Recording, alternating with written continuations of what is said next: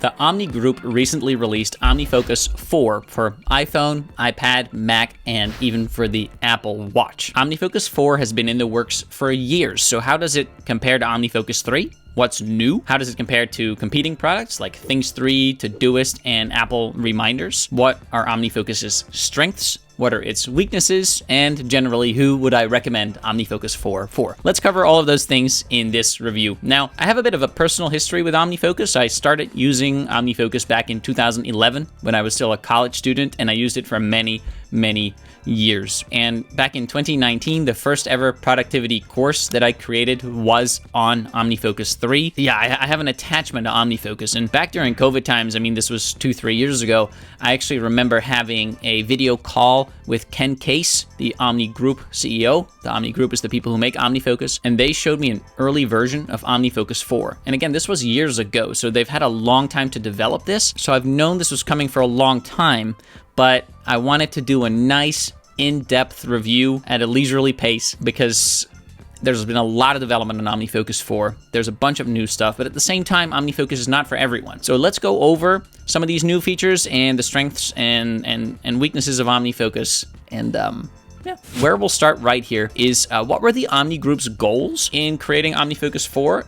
And how does that compare to what users want? So a big thing that the Omni Group is trumpeting is now OmniFocus on all platforms runs on the so-called Swift UI framework, which is an Apple framework for creating the user interfaces of apps. Frankly, as a user, I don't care about this. And I don't think you should care about this either. As a user, what we want is we want an app that looks nice, that is easy to use, we don't need to touch too many buttons, and it helps us be more organized and more productive, right? So what the folks at the Omni Group will say is, yeah, we transferred all of our apps to Swift UI, and as a result, we've got a much more consistent user interface and develop faster. And that's all great, but hey, developing faster in the future, like those things don't benefit us users until the new features are there. So for now, I don't really care. The question for me is like, how is the design? How does it compare to the design of OmniFocus's past?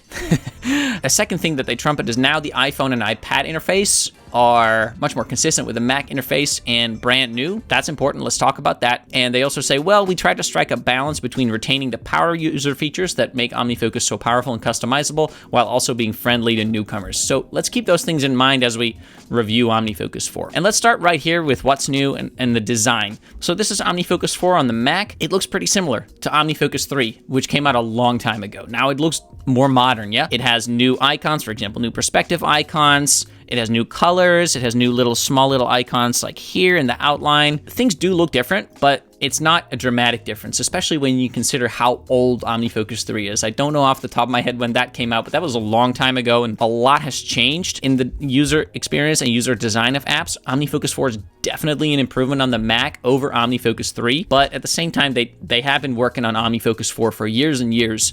I think they could have made more design changes, or at least let me put it this way. I would have liked to see a more modern design than this. You can say this is a modern design, but it has this idea of the inspector over here that's just very cluttered. If I show this screen to a random friend of mine or a random person on the street who's maybe interested in being more productive, but they never even thought about using a to-do app, a task manager, and they see this, they might get really overwhelmed.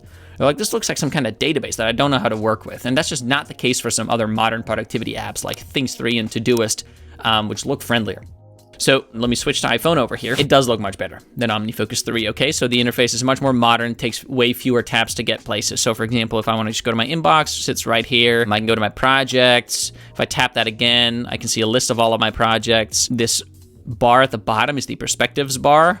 And I can actually see I can see my review perspective. I don't have any projects for review right now because I like to review on Sundays and it's a Saturday when I'm recording. It's much easier to navigate. And you can customize this bar as well. So if I tap this button at the bottom left, then what happens is you can see all of your perspectives. And first of all, you can add a new perspective right at the bottom. But if I tap edit at the top right, I can show or I can choose which perspectives show up in that bottom navigation bar. So for example, next to flagged, I can tap the star, then I can tap done and done again. And now flagged is one of the perspectives that sits in the bottom navigation bar. I don't have any flagged items right now. I don't use flags a ton in OmniFocus. If you're curious, why not? If you'd like to know when might be a good time to use flags in OmniFocus, you'll probably be interested in my OmniFocus 4 course, which I'm also working on right now. And I also give a little bit of guidance on this in my OmniFocus 4 cheat sheet, which is completely free. You can download that right now with a link in the description below. It's a bit weird. You get this double tapping thing. So if I tap on projects, now I see one project. And then if I tap projects again, what happens is I go to my list of projects. It's the same thing in forecast. If I tap that once, I see my forecast perspective. Tap that again, now I go to this calendar, which I frankly never use. And it's the same thing as using the button at the top left, which is like the sidebar button. It does the same thing. It's just kind of weird that you do the same thing in two different ways.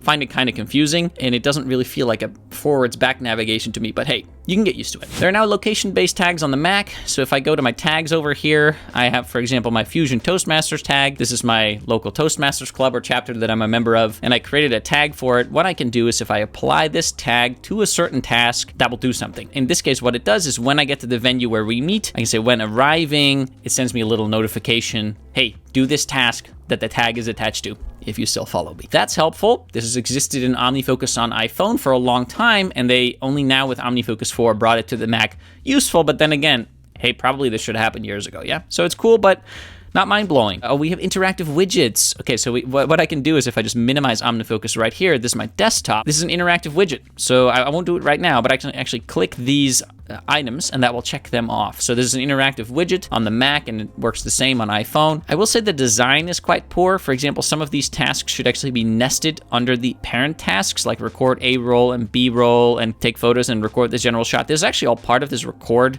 parent task. So here I can collapse those subtasks that sit in there, right? But it's not like that in the widgets. So the widgets feel pretty rudimentary and they need some work, but hey, they exist, they're interactive. There's also a new feature called Quick Open. And so the way that works is if you've got OmniFocus open, you can just hit Command O and you've got Quick Open. And then I can search for a project. So for example, I can search for OmniFocus 4 and then I see my OmniFocus 4 course project and the OmniFocus 4 review video project. And then I can, of course, hit return and it opens that project. However, Quick Open only searches projects, perspectives, and a few other things, folders. It will not search tasks. I do not understand this. So there is a search box right here, but why is there not one search box that searches tasks as well so that I can hit Command O and start typing like Google Drive, and then it will take me to this task right here. I don't understand why this is a separate search field from this. It just makes no sense to me. If anything, like put a checkbox that says search tasks to or don't search tasks. I don't understand why there's two different search boxes. I don't know if it's easy from a development perspective, from a user perspective, that would make things much more intuitive. Try explaining to a new person why they've got to search for some things here and other things here. It just doesn't make much sense. Nice that they have it. It could be much better. There's now a back button, which frankly, I don't really use it. Not something to trumpet when you have new software. Come on, guys, a back button.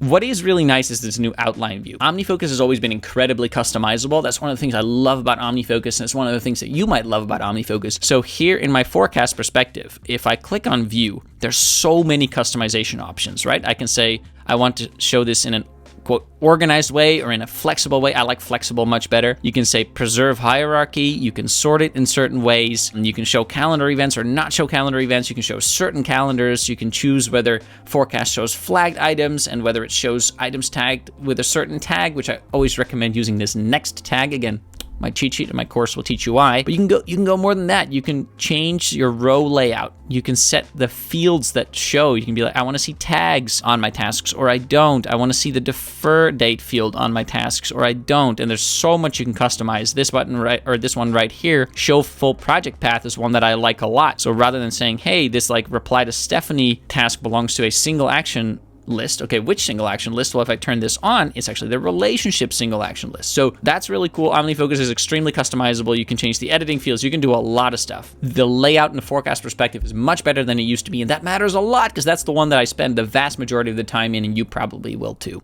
So that's fantastic. It can now show this hierarchy, so you can collapse tasks. It's wonderful. You can drag tasks around into the specific order that you want. So if you're like, you know what, here's an event that I have at 4, and actually I want to do these tasks after the event, you can drag them around. I suppose you have to do it one by one. Wait, now it's not working. Why is it not working? Keep sorted. We unchecked that. There you go. So this is one of the customization. I'm still learning stuff, guys. So what I can say is, well, I'm going to do this after this event. I'm going to do this after this event. This one as well. This one as well. And this one as well, and I want to do it in this order. And so it's nice, I can actually make a little plan for my day and drag my tasks and calendar items into a certain order, and then I can just work through my day from top to bottom. So that's a big, big improvement. I absolutely love that. They really did a great job with the forecast perspective. You can also now show tasks that are deferred until today or deferred until a specific day in the forecast perspective. So again, that's a thing here, and it says show items on defer dates. So it's very handy because now if I defer a task until tomorrow, so for example, I did that with this particular task right here, it shows up under tomorrow, and now the forecast perspective actually is a handy way of seeing what's on my plate tomorrow. It didn't used to be that way in OmniFocus 3, so big improvement in forecast for sure. There's also apparently a standalone watch app, but to be honest with you, it's not very reliable for me. Like I'm wearing my watch right now, but before I started recording this video, maybe like half an hour ago, I started synchronizing it, supposedly, and it still hasn't synced. So I don't know what's going on there. We'll talk later about some other bugs that exist, which are frustrating. But you know what? I don't really capture tasks with my watch. Maybe you do. Maybe you talk to Siri a lot, but then I can talk to Siri on my phone. I just tend to capture my tasks in writing, so I don't really care about this. But if you use OmniFocus on the watch, hey, it's probably a lot better right now. That's what's new. Now the question is, what are OmniFocus's strengths? Some of these have existed before, some of these are new. OmniFocus has always been good with attachments and still is. So let me actually close this sidebar over here and just make OmniFocus a bit smaller. By the way, the fact that I have to close the sidebar to make OmniFocus small enough that I can have on my 13-inch MacBook Pro screen another screen next to it shows you a weakness of the OmniFocus design. Like, you kind of need the inspector in OmniFocus, but it takes up a ton of space. If I collapse this, it's fine, and I could do it like this, but the problem is it's kind of hard to do stuff on tasks without the inspector. Like, yeah, you can go here and then go organize. No, where is it? Is there a schedule? There should be a schedule somewhere. Let's do it here. Anyway, you can see it's confusing. I'm trying to do stuff. No, I need the inspector. Okay, if I want to defer this, I go here. Yeah, this inspector is just a very outdated. Anyway, we'll talk about that in a minute. OmniFocus is good with attachments. If I have a file that I want to attach, that's always been easy. You can go to the inspector here and then go add attachment, but you can also just drop an attachment in the note, and then I can find a PDF. Let's say this is the PDF that I need to add, which happens to be on Todoist and competing app. You can embed the file, or you can create a link to the file, either of those. This is great, you know? And if I want to embed it now, it just becomes an image that's attached. And that's great. That works great. This always worked great. And this doesn't always work well in competing apps. Like Things 3, for example, has no attachment support at all. So I like that. And the location-based reminders, we touched on it already. They now exist on the Mac too. Wonderful. OmniFocus's focus feature is wonderful. So here's something I can do. Let's open this again. You see how this inspector just makes OmniFocus really wide. Let's say I only want to focus on business stuff. So what I can do is I can select my business folder and then click focus. And all my tasks, projects, etc. that are not underneath this business folder go away. And this applies whatever perspective I'm in. So if I go back to the forecast, now I'm only seeing my business tasks for today, which I like. This is a great way if you have a very big separation between your personal life and your work life, for example. When you're at work, you can only show your work tasks, and when you're at home, you can only show your personal tasks and not get distracted by the other stuff. Big strength of OmniFocus. And other apps should have this also. Localization is great, so OmniFocus is available, for example, in Dutch, one of my native languages, is available in a bunch of other languages, Chinese, Russian, Portuguese, whatever. Probably true for the language that you speak, unless you don't speak one of the major languages. Great. OmniFocus's support has always been great, so actually let's pop over to Google Chrome, and if you search OmniFocus support, one thing you'll find is this is super commendable. They actually have phone support. You wouldn't believe it. You can literally call this number at reasonable times, and someone will pick up the phone and help you with OmniFocus. Okay, that's definitely not the case for most competing apps, right? So that's major kudos to the Omni Group. Love that. Could be a real selling point for OmniFocus for you, depending on how comfortable you are with the software. So I love that. OmniFocus, of course, has the built-in review feature, the review perspective, which is something that I love. Other apps should have this. For example, Things 3, please add this. I love the review feature. It's so good. I can say I want to review this project every week, and let's say it comes up for review for today. What it will do is it will come up in this review perspective, and it'll give me a little notification. Hey, you got to review this project today. So then I just look through all of the tasks inside this project, and I say, you know what? I'm happy with this. Mark it as reviewed, and then what happens with that project is the next review date gets set to a week from today. And it's really handy because doing some kind of weekly review, I recommend doing this weekly for most of your projects, is how you maintain your system. It's the maintenance that keeps your system up to date and in line with reality so that you can continue to trust it, and that will make you want to continue to use it. Right? If you often find yourself falling off the wagon with these sorts of apps, it's probably because you're not doing weekly reviews. Anyway, let me set this back to Sunday, because that's when I do my weekly reviews. Love the review feature. That's still a very big plus of OmniFocus. Of course, custom perspectives related to this are super cool. My favorite is the available perspective. Again, my cheat sheet for OmniFocus, shows you how to set this up. I love that you can set up custom perspectives in OmniFocus. If you're the kind of person who loves to customize their task manager and slice and dice all of their tasks in it, then this is a real big selling point for you. And again, of course, these synchronize also with iPhone, and I can see the available perspective right here, and it works the same way. Sequential projects, another thing that has always been a strong suit of OmniFocus. And you'll notice, by the way, that a lot of these strengths of OmniFocus already existed before. Okay, so that's why OmniFocus 4 doesn't have a ton of new stuff that really sets it apart from the competition. And so sequential projects is, for example, this particular video that I'm working on right here. I first have to record it before I can do other stuff. Okay, so if I go to my projects view and then I look at it, I first have to record it. And after I record it, we're going to work on the thumbnail. Then my video editor, Rodrigo, is going to edit the video. Then I'm going to put it on YouTube. I'm going to market it, etc. And these things have to happen one by one. And that's why this action or these actions are available. But these actions, the publishing, the video actions are not available. So if I go to my available perspective, they don't show there because I can't do them yet. I haven't finished recording. Big strength of OmniFocus, really helpful. And it's not something that you find in many other apps. What needs to improve for OmniFocus? Okay, so first of all, the user experience of OmniFocus is just not as pleasant as using some competing apps. For example, Things 3.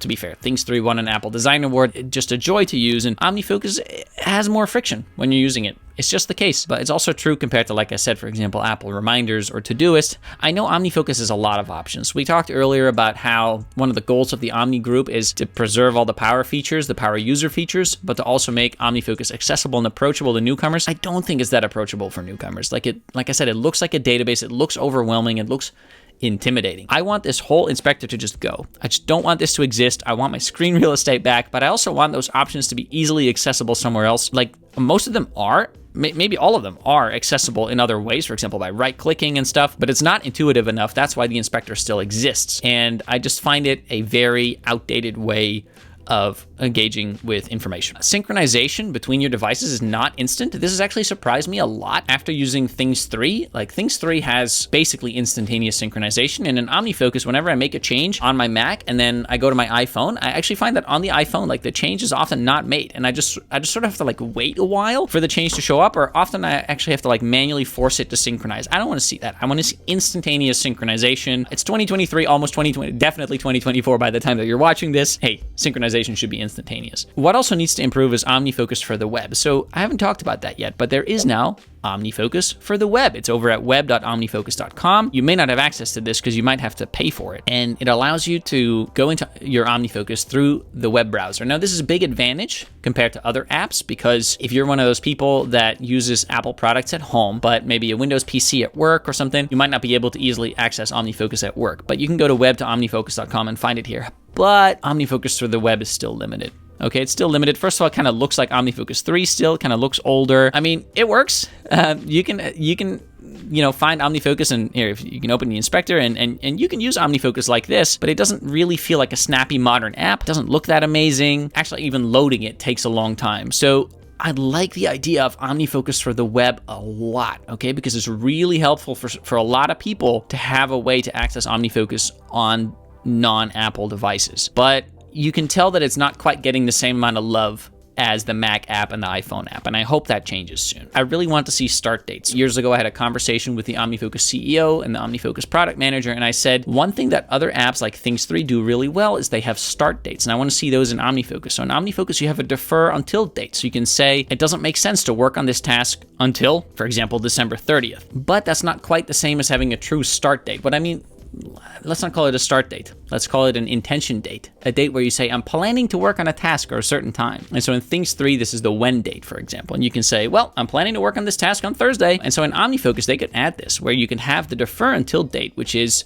I definitely cannot work on this task until that date, but I'm planning to work on it on this other date, and it has to be done by the due date. So you can imagine having 3 different types of dates. So right now what you have to do is, if you want to schedule a task ahead of time for a certain date, you have to do a combination of deferring it until that day and applying the next tag, which is kind of a hack, in my opinion. It's a great hack. That's why I teach how to do this in my OmniFocus course, because that's how you schedule tasks ahead of time in OmniFocus. But it could be simpler by simply adding a due date, D-O, date or a intention date. Scheduled for is sometimes what I call this date. I gave them that feedback a long time ago. Hasn't happened yet. Not sure if it's going to happen. I hope it does. Another thing I wanted to comment on is that the focus feature, so this feature that we have right here, we're focusing on business, this should synchronize with Apple's focus mode. So OmniFocus is only available on Apple devices. Apple devices have focus modes. For example, right now I'm on the do not disturb focus mode, but we can also have a work focus mode or a family focus mode. This should synchronize. So if I choose my work focus mode, I should be able to set this up so that it only shows me my business tasks. This is a complete missed opportunity. I hope they set that up at some point. The infrastructure for focusing on a specific folder or project already exists in OmniFocus, so it just needs to be integrated with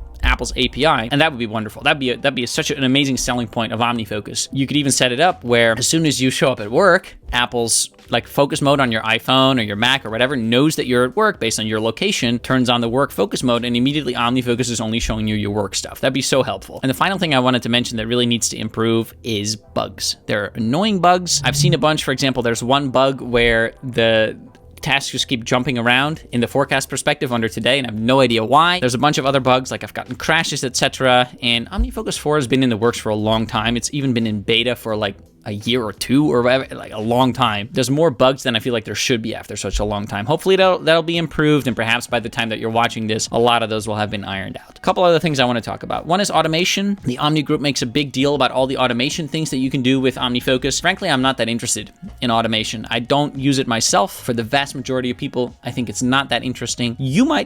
People often raise objections to this. People will comment on my videos that be like, I use automation a lot, which maybe that's true for you, but if you're a software developer, I understand why you use a lot of automation in your to-do app, but most people are not software developers. The vast majority of people out there are just don't know how to set up automations, don't care about automations. They just want to keep track of their to-dos manually. And like, I'm completely capable of setting up automations, but I just have no desire for it. So if you're big on automation, maybe OmniFocus, that's a big selling point for OmniFocus for you, but I just want you to realize you're in a small minority. Anyway, for most people, automation is not that interesting, aside from some stuff, like I said, like the focus modes, if that could sync. But that's not really what the Omni Group folks mean when they say automation. I would like to see OmniFocus become easier to use for newcomers. Why? That'll bring a bunch of new people into the OmniFocus system, generate a lot of revenue for the Omni Group, hopefully, that they can then use to hire more people to improve the user interface and so on. So I think that'd be really helpful. Anyway, let's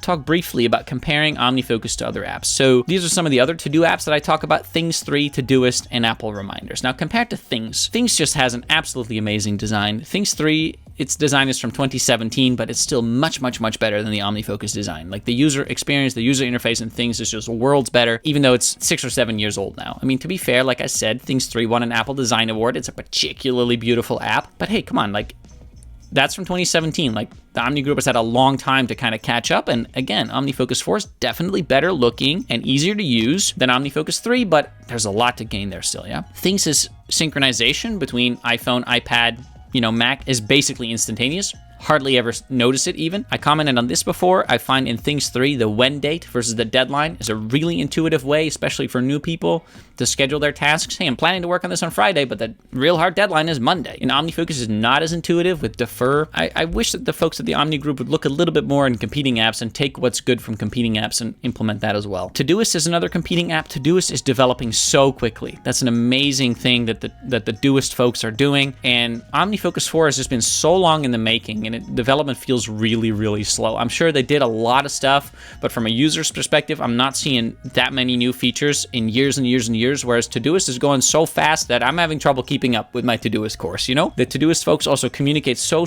well. The CEO is going on Twitter to post videos of like what they're working on and what they're thinking is fantastic, and just iterating really rapidly and communicating about it. Todoist has natural language recognition, which I love, so I can add a task and say, pick up the laundry on Wednesday, and it recognizes on Wednesday and puts the on Wednesday task on that. And why doesn't that exist in OmniFocus yet? Todoist is now also developing really robust team features. Again, something that the folks at the Omni Group could think about. That's also a real good way to make a lot more money, right? Often businesses are a big source of revenue compared to like individual users. Hey, you can use that revenue to improve your product faster by hiring more devs and designers. Compared to Apple Reminders is often, of course, a much simpler app, but it is much friendlier to newcomers. It also has some natural language recognition, and it has Kanban boards now even. Kanban boards are a feature feature that you'll also see in Todoist, and hey, that could have been useful in OmniFocus in some way. Couple more things. Pricing. What is OmniFocus 4 cost? There you go. Here's the OmniFocus 4 pricing page. So you can get access to OmniFocus with a subscription, which you can do per month, and you get a little discount if you do an annual subscription, or you can pay a one-time fee.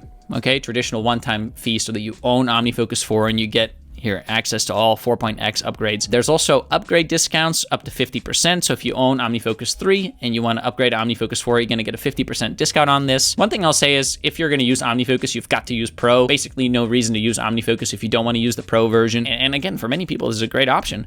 Is like, it's because you like to customize stuff for which you need Pro, okay? I won't comment on whether I think it's expensive or whatever. Well, maybe I'll leave a brief comment. I don't think it's expensive for an app that you're going to use for years. Okay, two more things. One of them is, who is OmniFocus for?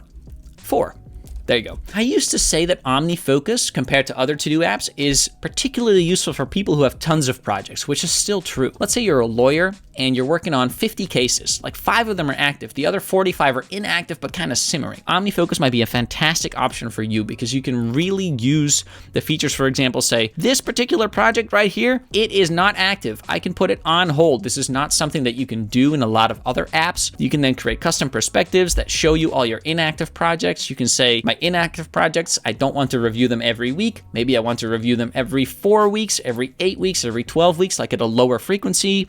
Combine that with the review feature. So helpful for making sure nothing slips through the cracks. Would highly recommend OmniFocus if that's you. You've just got an enormous amount of projects, especially like those simmering background ones, okay? That said, I think even more so, OmniFocus is really for people who love to customize their system. If you love customizing your system, setting it up exactly the way that you want to with those custom perspectives and slicing and dicing your data, OmniFocus is just fantastic for that. Super helpful. Other apps let you do this a little bit. For example, Todoist has filters, but OmniFocus just lets you slice and dice way more because it's more of a database-like to-do app. You do have to understand that other apps might have better UIs. That's the main drawback of using OmniFocus, and it's a big one, but you have to accept that. And if you're like, no, I actually like the way that it looks, then hey, this could be a fantastic app for you. This is why I'm doing an entire course on OmniFocus 4, because I know that for some of you, this is exactly what you need. Yeah, we wish that it would develop a bit faster, that it would look a little bit nicer, but still the absolute best app for you. If that's the case for you, go download my free OmniFocus 4 cheat sheet. See whether by the time that you're watching this, my OmniFocus 4 course is available. It very well might be. Thanks for bearing with me. I know this was a long video. I wanted to share all my thoughts honestly and be as neutral, as objective as I could be, even though I'm not. I'm, of course, subjective in some way. But let me know what you think of OmniFocus 4. Are you disappointed? Are you excited? Are you planning to use it? Are you planning to switch to OmniFocus or switch away, or what do you think? Leave a comment, let me know. Other than that, have a fantastic day and see you in the next video. Ciao.